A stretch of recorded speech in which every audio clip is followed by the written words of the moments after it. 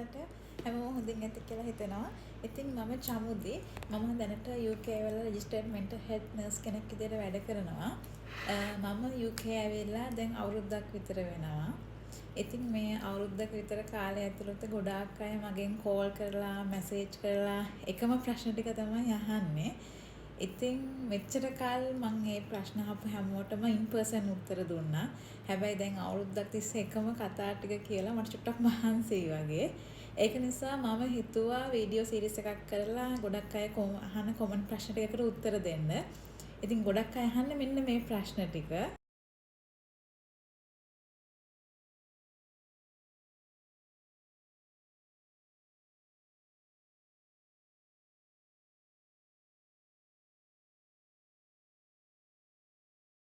මම හිතනවා මේ වීඩියෝ එකයි මම කරන්න හිතාගෙන ඉන්න වීඩියෝ සීරීස් එකයි නර්ස් මයිග්‍රේට් වෙන්න බලාගෙන ඉන්න නර්ස්ලටයි නර්සින් එන්න බලාගෙන ඉන්න නංගි ළමයින්ට උදව්වක් වෙයි කියලා.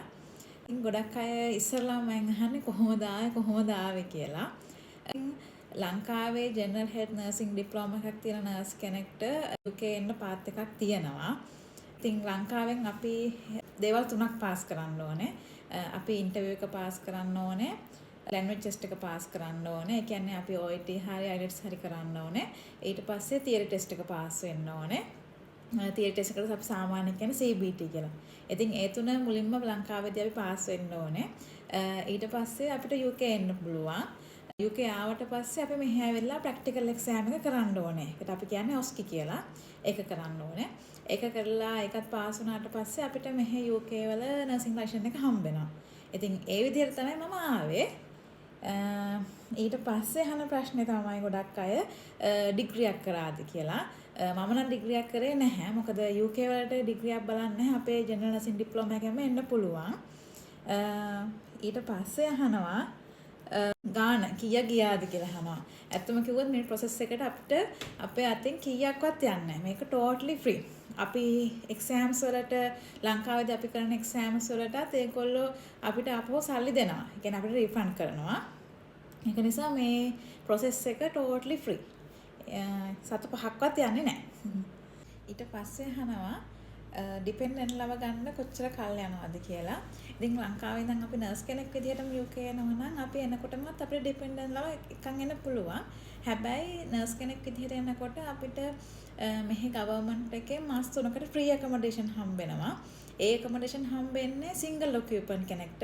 ඒ කියන්නේ ඉතින් අපි ඩිපෙන්ඩන්ට් ලව එක්ක આવොත් එහෙම ඒගොල්ලන්ට අපිත් එක්ක ඒ ඇකොමොඩේෂන් එකේ ඉන්න වෙන්නේ නැහැ. එයාලට එළිය තැනක තමයි ඉතින් ඉන්න වෙන්නේ. ඉතින් අපේ නර්සස්ලා ගොඩක් අය කරන්නේ මුල් මාස 3 ඩිපෙන්ඩන්ට් ලව ගන්න නැහැ. අර හොස්පිටල් එකෙන් ෆ්‍රී දෙන ඇකොමොඩේෂන් එකේ මුල් මාස 3 ඉඳලා ඊට පස්සේ තමයි ඩිපෙන්ඩන්ට් ලව ගන්නෙ. එහෙම තමයි ගොඩක් අය කරන්නේ. හැබැයි අපිට අවශ්‍ය නම් අපි එනකොට ඩිපෙන්ඩන්ට් ලව ගේන්න පුළුවන්. පස්සේ අහනවා එක්ස්පීරියන්ස් කොහොමද බලන්න කියලා. මම අපොයින්ට්මන්ට් අරගෙන අවුරුදු 1.5කින් තමයි ඉන්ටර්විව් එකට ගියේ. එතකොට ඒගොල්ලෝ මාව ඉන්ටර්විව් එකෙන් පාස් කරගත්තා. මට මතක විදිහට අපොයින්ට්මන්ට් අරගෙන අවුරුද්දක් එක්ස්පීරියන්ස් තිබුණම ඇති. මට ඒක නම් හැබැයි හරියටම ෂුවර් නැහැ. මම මේ වීඩියෝ එක ඉවර වෙලා තව YouTube channels දෙකක් රෙකමන්ඩ් කරන්නම්. ඒ YouTube channels දෙකට ගිහිල්ලා බලන්න. ඒකේ මීට වඩා ගොඩක් විස්තර ඔයාලට දැනගන්න පුළුවන්. මමත් follow කරේ ඒ YouTube videos තමයි. ඊළඟට මයෙන් අහන ලොකුම ප්‍රශ්නේ තමයි තාම නර්සස්ලා ගන්නවද තාම වේකන්සි තියනවද කියන එක. ඉතින් මම මේ වීඩියෝ එක කරන්නේ 2026 පෙබරවාරි 20. ඉතින් අද වෙනකොට තත්ත්වයේ දැන් මට කියන්න පුළුවන් 95%ක්ම නර්සස්ලා ගන්නෙ නැහැ කියලා. මට ගන්න නැහැ කියලා 100% කියන්න බෑ. මොකද මම දන්න කීප දෙනෙක් මෑතකත් ආවා. හැබැයි හරිම අඩුයි. අඩුයි කියලා කියන්නේ හොයාගන්න නැතිම තරම් තමයි. හැබැයි අපි හිතනවා ඉස්සරහට ඒ තත්ත්වය වෙනස් වෙයි කියලා. දැනට මම දන්න විදිහට මේ UK ඇතුළේ ඉන්න ඇඩල්ට් නර්සස්ලට ස්පොන්සර්ෂිප් එකක් හොයාගන්න අමාරුයි. මෙන්ටල් හෙල්ත් නර්ස්ලට නම් තාම ස්පොන්සර්ෂිප් දෙනවා. ඒ වුණාට පිටරටවල් වලින් නර්ස්ලා UK වලට රික්‍රූට් කරන එක සෑහෙන දුරට නතර කරලා තියෙන්නේ. අපි හිතනවා ඉස්සරහට වෙනස් වෙයි කියලා ඒ වුණාට. ඉතින් මේ ප්‍රශ්න ටික තමයි ගොඩක් අය මගෙන් රිපීටඩ්ලි අහන්නේ. ඊට අමතරව අහනවා මම ආපු පාත් එක්ක කොහොමද කියලා. ඉතින් මම ඔයාලට කිව්වොත් මම ආපු පාත් එක්ක මම මුලින් කිව්වා වගේ අර ඉන්ටර්විව් එකයි ලැන්ග්වේජ් ටෙස්ට් එකයි තියරි ටෙස්ට් එකයි පාස් කරලා තමයි මම ආවේ. ඒ තුන කරන්න තියෙන අනුපිළිවෙලක් නැහැ. අපේ නර්සස්ලා මම දන්න අය සමහර අය මුලින් ඉංග්‍රීසි ටෙස්ට් එක කරනවා, සමහර අය CBT කරනවා, සමහර අය මුලින් ඉන්ටර්විව් පාස් වෙනවා. කොහොම හරි ලංකාවේදී ওই තුන පාස් වෙන්නයි ඕනේ. ඉතින් මට හම්බුනේ මුලින්ම ඉන්ටර්විව් එක. ඊට පස්සේ මම ලැන්ග්වේජ් ටෙස්ට් එක කරා. මම කරේ OET. එතකොට OET වලට UK නර්ස් කෙනෙක් විදිහට එනකොට B3යි C+ එකක් බලනවා.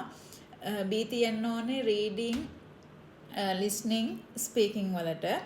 ඒ කියන්නේ 500න් 350ක් තියෙන්න ඕනේ B එකක් ගන්න. ඊට පස්සේ writing වලට C+ බලනවා. ඒ කියන්නේ ලකුණු 500න් ලකුණු 300ක් තියෙන්න ඕනේ. IELTS කරපු කෙනෙක් නම් IELTS වලින් 7.3යි writing වලට 6.5 බලනවා. ඉතින් මම කරේ OET. OET අර IELTS වලට වඩා පොඩ්ඩක් health related නිසා මම OET තෝරගත්තා. හැබැයි OET වල cost එක වැඩි. IELTS වගේ සාමාන්‍යයෙන් දෙගුණයක් cost වෙනවා OET වලට. ඉතින් ඊට පස්සේ OET පාස් වෙලා මම theory test එක කරා. ඒ විදිහට තමයි ඊට පස්සේ මට මම ආවේ ගිය අවුරුද්දේ ඒ කියන්නේ 2025 මාර්තු වල.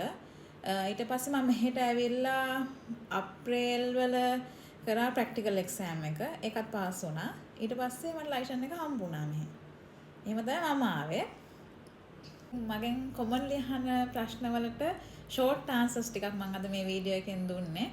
ඔයාලට මම දුන්න ඩීටේල්ස් මදි වගේ නම් මට උදා කරපු YouTube channel දෙකක් මම ඔයාලට රෙකමන්ඩ් කරන්න. එකක් තමයි මගේ බැච්මේට් කෙනෙක් කරනවා අපේ හර්ෂි අක්කාගේ YouTube channel එක Harshis UK Dream කියලා. මම ඒකේ ස්ක්‍රීන්ෂොට් එකක් දාන්නම් මේ වීඩියෝ එකේ. ඒ YouTube channel එකට ගිහිල්ලා බලන්න පුළුවන්. ඊට පස්සේ අපේ SL to UK කියලා YouTube channel එකක් තියෙනවා. ඔය YouTube channels දෙකෙන් තමයි මමත් ගොඩක් details අරගත්තේ මගේ මේ journey එකෙන්ද. ඔයාලට ඒ YouTube channels වලට ගිහිල්ලා බලන්න පුළුවන්. ඒ වගේ ගොඩක් in details step by step ඔක්කොම හැමදේම කරන විදිහ තියෙනවා. ඉතින් මම කියපු YouTube channels දෙකත් බලලා ඊටත් අමතරව ඔයාලට තවත් ප්‍රශ්න තියෙනවා නම් මගෙන් message කරලා හරි comment කරලා හරි අහන්න පුළුවන්. මම හරිම සතුටින් උදව් කරනවා. ඊට අමතරව මගේ process එක ගැන in details videos ටිකක් කරන්න බලාපොරොත්තු වෙනවා. මම OET වලට study කරපු හැටිත් ඔයාලත් එක්ක share කරගන්න බලාපොරොත්තු වෙනවා.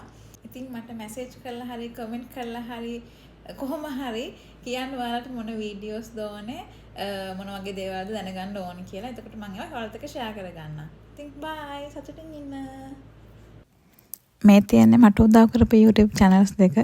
මම ඒගොල්ලන්ට මේ වෙලාවේ ගොඩක් thankful වෙනවා මගේ journey එකට උදව් කරාට.